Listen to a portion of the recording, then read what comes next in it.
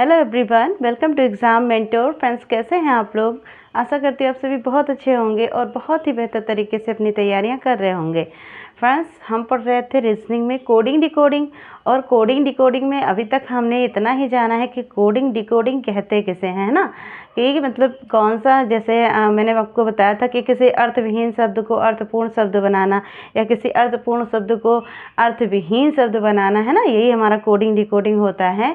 तो हाँ, अभी तक मैंने सिर्फ आपको इतना ही बताया है। उससे रिलेटेड एक क्वेश्चन भी आपको करवाया था, एक दो क्वेश्चन, है ना, कि अगर आपसे पूछ लिया जाए किस तरह बनेगा वो, तो मैंने एक बताया था आपको। आप लोग जिन लोगों ने अभी तक, जैसे मेरे पिछले वीडियो में जो मैंने बताया था, नहीं देखा है, वो लोग पिछले वीडियो में जाके देख सकते हैं, ठीक है। और आज हमें क्या पढ़ना है, आज का हमारा टॉपिक क्या है, देखिए यहाँ पे कोडिंग डिकोडिंग का ही है, लेकिन ये विपरीत अक्षर, ठीक है। आज हम आपको विपरीत अक्षर यानी कि अपोजिट वर्ड, अपोजिट अगर आपका लिखा हुआ आ जाएगा तो हम कैसे उसको सॉल्व करेंगे ये बताएंगे, ठीक है। पर जिन लोगों ने अभी तक मेरे चैनल को सब्सक्राइब नहीं किया है, वो लोग अभी जाके मेरे चैनल को पहले सब्सक्राइब कर लें।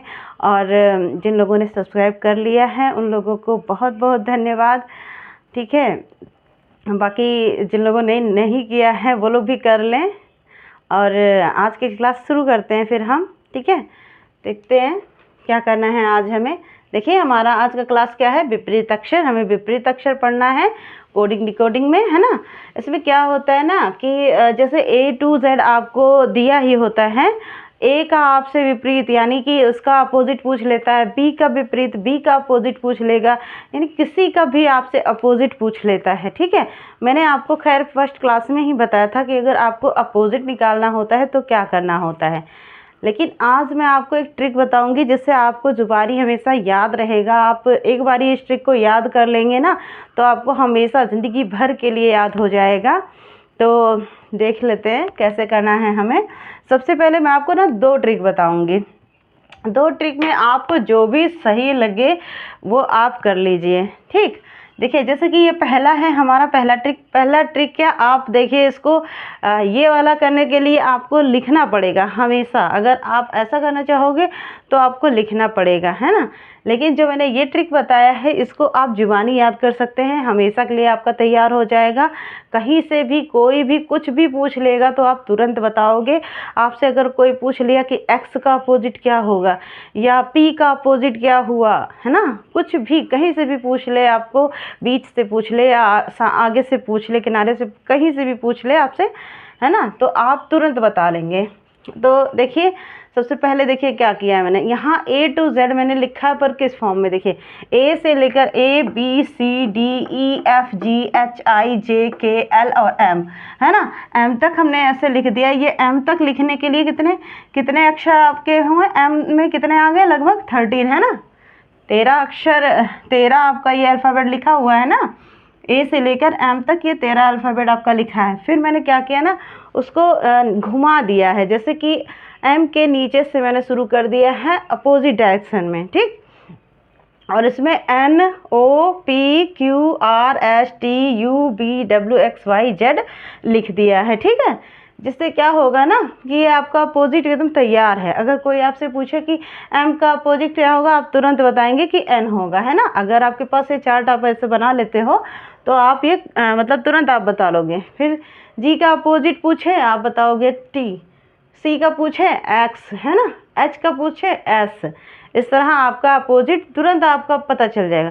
लेकिन ये हम कब कर सकते हैं, जब हमारे पास सुटेबल टाइम हो, है ना। जैसे मान लीजिए हम एग्ज़ाम हॉल में बैठे हैं और अगर हमारे पास टाइम है, हमें रफ पेज मिला हुआ है, तो हम क्या कर सकते हैं, हम ऐसा लिख सकते हैं। अगर रीजनिंग ज़्यादा जैसे पूछी जाती है, जैसे बैंक हो गया, SSC वगैरह में हो गया, तो उसमें क्या करते हैं, हम ऐसे लिख के हम ऑलरेडी बैठ सकते हैं कि चलिए इसको हमने लिख लिया है। अगर अपोजिट से अगर क्वेश्चन आएगा तो हम कर लेंगे, है ना।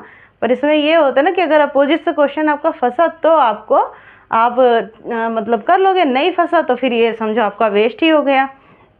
लेकिन जब आपको जुबानी याद रहेगा कि A का अपोजिट Z होता है ना, D का अपोजिट W होता है, J का अपोजिट Q होता है, जब ये आपको याद रहेगा तो ये लिखने की ज़रूरत नहीं रहेगी। पर ये जैसे समझने के लिए बहुत ही अच्छा है।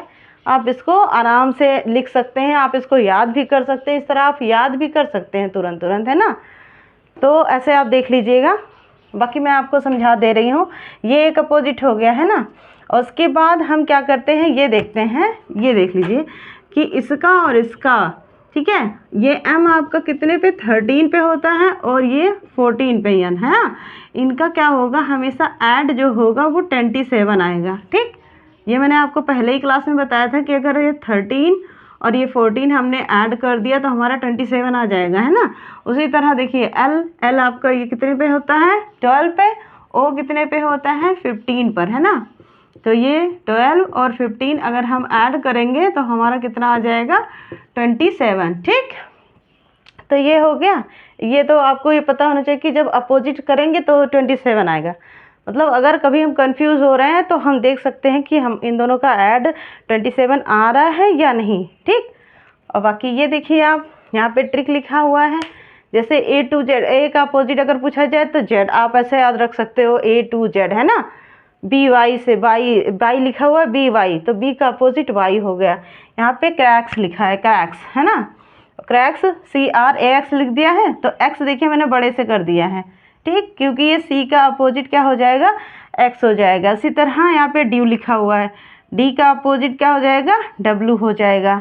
यहाँ पे देखिए लव लिखा है ना, तो L का यहाँ पे मैंने एक लाइन खींच दिया है क्योंकि L का अपोजिट O होता है और V का अपोजिट E होता है। तो आप लव याद रख के दो का अपोजिट आप साथ में याद रख सकते हो। उसी तरह फ्यूज़, है ना, यहाँ पे फ्यूज़ लिख दिया है। F का अपोजिट क्या हो जाएगा U को देखिए मैंने कैपिटल में लिखा है GT, है ना, G का अपोजिट T, GT रोड होती है ना। उसी तरह आप याद रख सकते हो कि G का T होता है।